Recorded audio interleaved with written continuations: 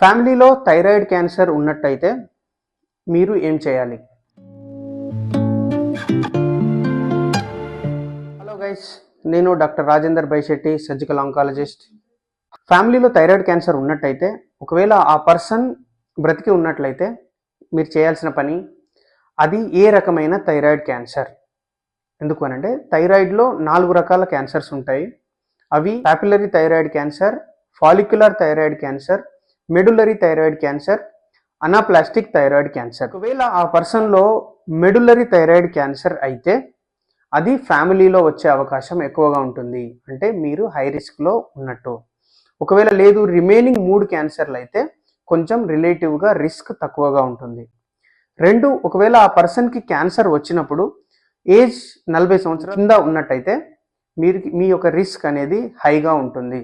అంటే పేషెంట్కి ఒకవేళ మెడులరీ థైరాయిడ్ క్యాన్సర్ ఉన్నట్టయితే ఫ్యామిలీలో మీకు రెట్ జీన్ మ్యుటేషన్స్ అని చూస్తాము. ఎందుకంటే ఆ జీన్ మోస్ట్గా ఫ్యామిలీలో రన్ అవుతూ ఈ క్యాన్సర్ని కాజ్ చేస్తుంది.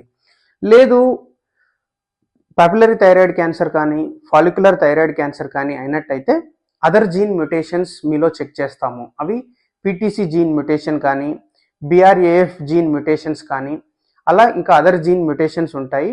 అవి చెక్ చేయాల్సి వస్తుంది.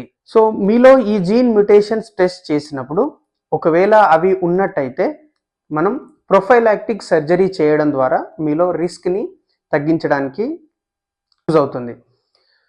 ప్రొఫైలాక్టిక్ సర్జరీ అని అంటే ముందుగానే టోటల్ థైరాయిడెక్టమీ సర్జరీ చేసేసి కావాల్సిన థైరాయిడ్ ఆర్ థైరాక్సిన్ టాబ్లెట్ మీకు ఇస్తాము.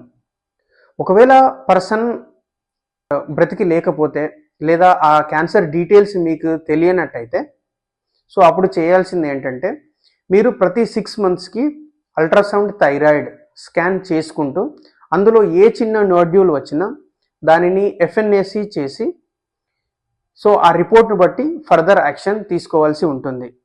సో థైరాయిడ్లో ఏ చిన్న నాడ్యూల్ ఉన్నా అది హై సస్పిషియస్గా కన్సిడర్ చేయడం జరుగుతుంది ఇట్లా ఫ్యామిలీ హిస్టరీ ఉన్నప్పుడు.